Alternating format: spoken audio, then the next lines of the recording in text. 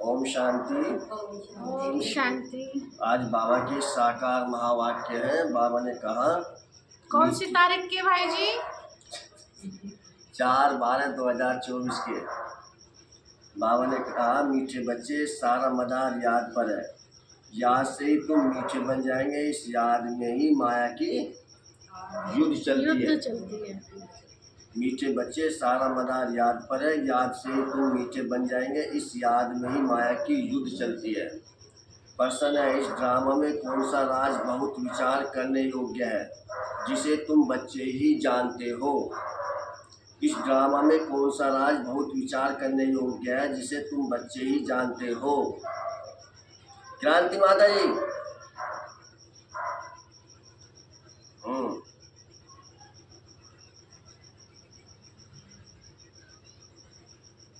जगवती माता।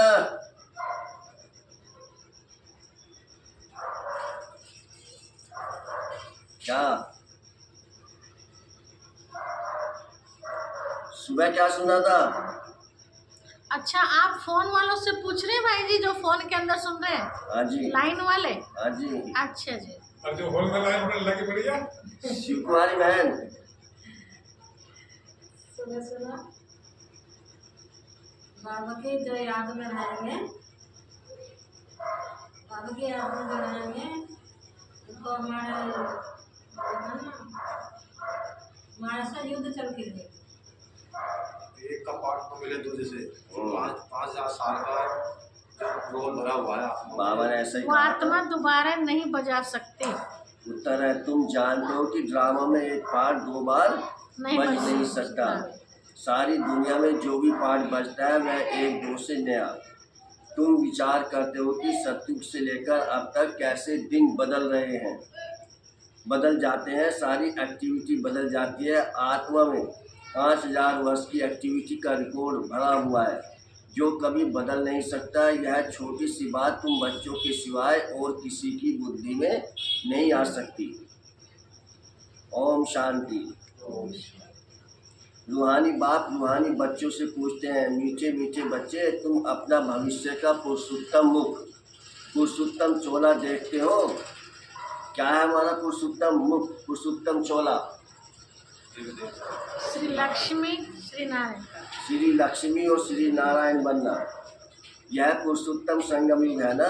तुम फील करते हो कि हम फिर नई दुनिया सतयुग में इनकी वंशावली में जाएंगे, जिसको सुखधाम कहा जाता है। वहाँ के लिए ही तुम अभी पुरुषोत्तम बन रहे हो। बैठे बैठे यह विचार आना चाहिए। स्टूडेंट जब पढ़ते हैं तो उनकी बुद्धि में यह जुड़ रहता है, कल हम यह बनेंगे। वैसे तुम भी जब यहाँ बैठते हो तो भी जानते हो कि हम विष्णु की डिनास्टी में जाएंगे। तुम्हारी बुद्धि अलौकिक है और किसी मनुष्य की बुद्धि में यह बातें रमण नहीं करती होंगी।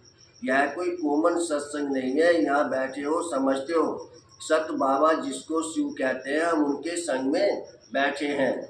शिव बाबा की रचयिता है, वह इस रचना के आदि मध्यांत को जानते हैं। वही यह नॉलेज देते हैं, जैसे कल की बात सुनाते हैं। यहाँ बैठे हो, यह तो याद होगा ना। हम आए हैं रिजुवेंट होने, अर्थात परिवर्तन होने।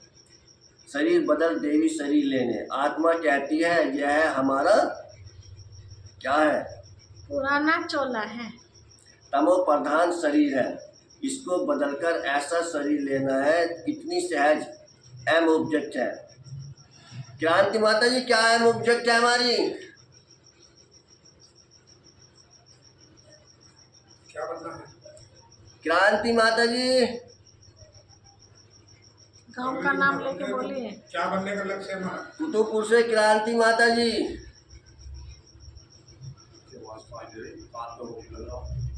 अच्छा निकल गया।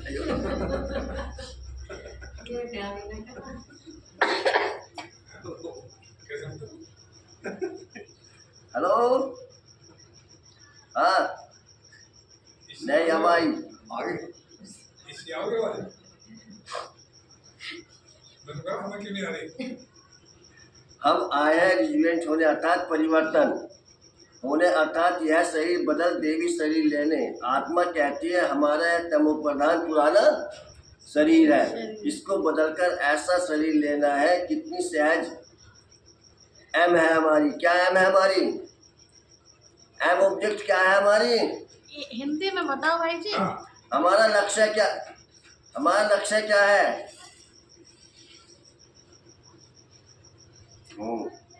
देवी देवता अर्थात लक्ष्मी नारायण। पढ़ाने वाला टीचर जरूर पढ़ने वाले स्टूडेंट से होशियार होगा ना। पढ़ाते हैं, अच्छे कर्म भी सिखलाते हैं। अभी तुम समझते हो हमको ऊंच से ऊंच भगवान पढ़ाते हैं, तो जरूर देवी देवता ही बनाएंगे। यह पढ़ाई है ही नई दुनिया के लिए, और किसको नई दुनिया का जरा भी पता नहीं है। यह लक्ष्मी नारायण नई दुनिया के मालिक थे। देवी देवताएं भी तो नंबरवार होंगे ना, सब एक जैसे तो भी नहीं होंगे ना, क्योंकि राजधानी है ना। यह ख्यालात तुम्हारे चलते रहने चाहिए। हम आत्मा अभी पति से पावन बनने के लिए पावन बाप को याद करते हैं। आत्मा याद करती है अपने स्वीट बाप को। बाप खुद कहते हैं तुम मुझे याद करेंगे तो पावन सतो प्रधान बन जाएंगे। सारा मदार याद की यात्रा पर है। बाप जरूर पूछेंगे बच्चे मुझे कितना समय याद करते हो। याद की यात्रा में ही माया की युद्ध चलती है। तुम युद्ध भी समझते हो, यह यात्रा नहीं परंतु जैसे कि लड़ाई है। इसमें ही बहुत खबरदार रहना है। नॉलेज में माया के तूफान आदि की बात नहीं। बच्चे कहते भी हैं बाबा हम आपको याद करते हैं, परंतु माया एक ही तूफान नीचे गिरा देती है। नंबर 1 तूफान है देह अभिमान का, फिर है काम क्रोध लोभ मोह का। बच्चे कहते हैं बाबा हम बहुत कोशिश करते हैं याद में रहने की, कोई मीटिंग ना आए परंतु फिर भी तूफान आ जाते हैं। आज क्रोध का कभी लोभ का तूफान आया। बाबा आज हमारी अवस्था बहुत अच्छी रही, कोई भी तूफान सारा दिन नहीं आया, बड़ी खुशी रही। बाप को बड़े प्यार से याद किया, स्नेह के आंसू भी आते हैं, आते रहे। बाप की याद से ही बहुत मीठे बन जाएंगे। यह भी समझते हैं हम माया से हार खाते खाते कहाँ तक आकर पहुँचे हैं, यह कोई समझते थोड़े ही हैं। मनुष्य तो लाखों वर्ष कह देते हैं या परंपरा कह देते हैं। तुम कहेंगे हम फिर से अभी मनुष्य से देवता बन रहे हैं। यह नॉलेज बाप ही आकर देते हैं। विचित्र बाप ही विचित्र नॉलेज देते हैं। विचित्र निराकार को कहा जाता है। निराकार कैसे यह नॉलेज देते हैं बाप खुद समझाते हैं। मैं कैसे इस तन में आता हूँ, फिर भी मनुष्य पूछते हैं क्या एक इसी तन में आएगा, परंतु ड्रामा में यही तन निमित्त बनता है।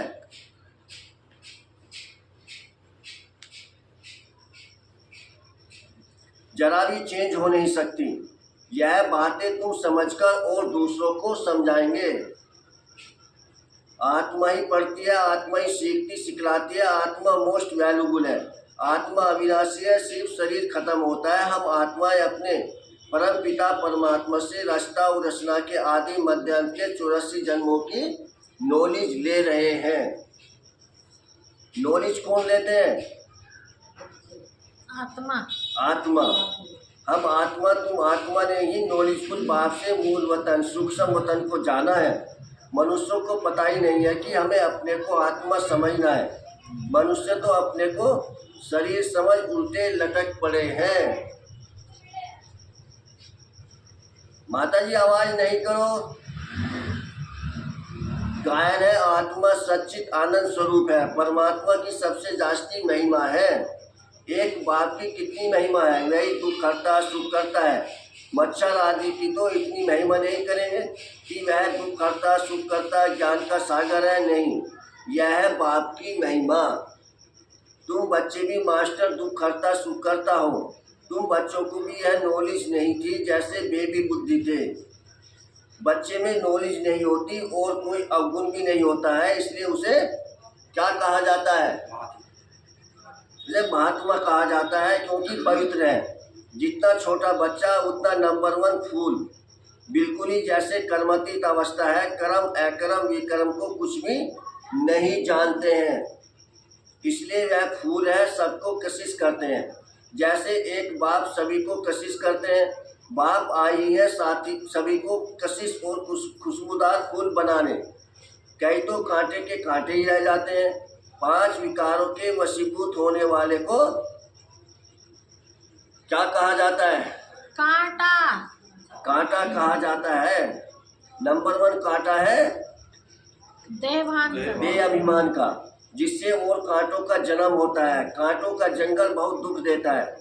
किस्म किस्म के कांटे जंगल में होते हैं ना, इसलिए इसको दुखधाम कहा जाता है। जवाब जोर से दिया करो। नई दुनिया में कांटे नहीं होते, इसलिए उसको सुखधाम कहा जाता है। शिव बाबा फूलों का बगीचा लगाते हैं, रावण कांटों का जंगल लगाते हैं। इसलिए रावण को कांटों की झाड़ियों से जलाते हैं और बाप पर फूल चढ़ाते हैं। इन बातों को बाप जाने और बच्चे जाने और न जाने कोई।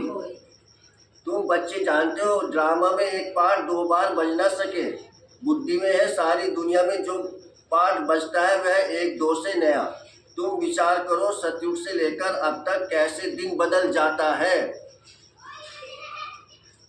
सारी एक्टिविटी बदल जाती है। 5000 वर्ष की एक्टिविटी का रिकॉर्ड आत्मा में भरा हुआ है, वह कभी बदल नहीं सकता। हर आत्मा में अपना अपना पार्ट भरा हुआ है।